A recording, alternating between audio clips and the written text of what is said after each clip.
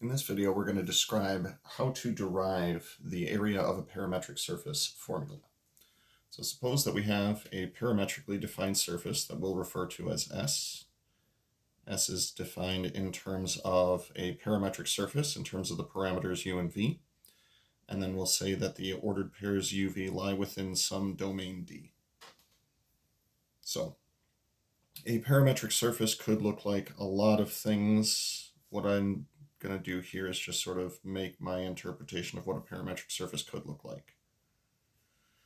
Now, the way that we're going to figure out this area is essentially the same thing as we've done over and over and over in this class, which is break it up into a bunch of little tiny sub-intervals, as it were, in terms of both u as well as v.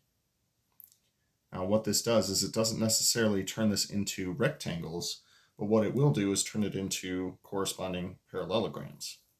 So this is going to correspond to u going between a couple of values here. We'll call it u1 and u2, and v going between two values that we'll refer to as v1 and v2.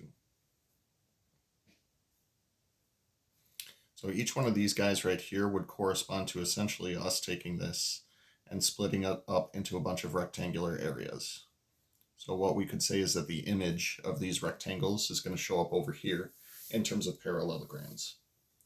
So essentially what we have when we're approximating each of these is we're going to break this up into a bunch of little tiny parallelograms. That looks way too rectangular to be a proper parallelogram. Let me try that again. Yeah, that's a good looking parallelogram, just like this. Now each one of these is going to be defined in terms of one of these guys right here. So we're going to define something that we'll refer to as dA. That's going to be du times dv. Now, back when we were doing double integrals, we did something similar to this with dx and dy. So same sort of thing is happening here. Now these guys right here can each be thought of in terms of holding one of the variables to be constant and allowing the other one to vary. Now, with that in mind, we would get things like du and dv. However, when we're holding one of our variables to be constant and allowing the other one to change, that's the idea behind analyzing a partial derivative. So what we could do is say that the area of this thing is going to be in terms of the partial derivatives of r with respect to u and with respect to v. Now, these will necessarily give us a direction, but it's not really going to be an area until we multiply by this dA. Now, from way back a couple chapters ago, when you have a parallelogram such as this one, in terms of two vectors, what you can do with this is say, take the cross product of those two vectors, followed by a magnitude, and then multiply each of these by that dA that we had up there.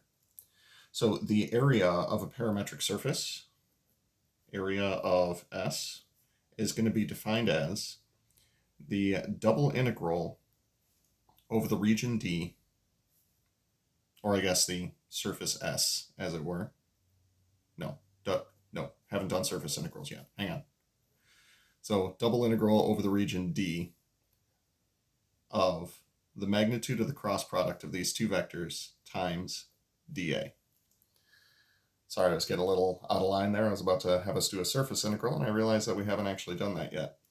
For the sake of simplicity, what we will occasionally do with this is refer to this as d capital S, as in an increment of our surface.